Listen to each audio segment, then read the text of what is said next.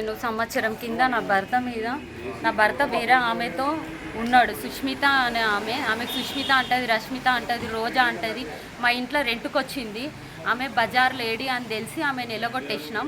అయినా మా ఇల్లు చూసి మా ఆయనని ట్రాప్ చేసి పిఎస్లో పిలిపిస్తే లెటర్ రాసి ఇచ్చింది. మా ఆయనతో కలవా, మా ఆయనతో మాట్లాడా అని లెటర్ రాసి ఇచ్చి మరీ సంవత్సరం ఆయనతోనే ఉండి ఆయనతోనే షికార్లు నా పిల్లలకు కాకుండా చేసింది.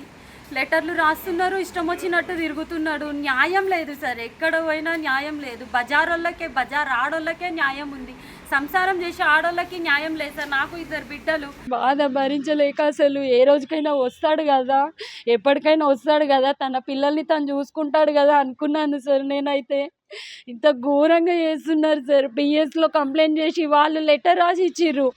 రాను, మా ఆయనతో మాట్లాడా అని లెటర్ రాసి ఇచ్చింది.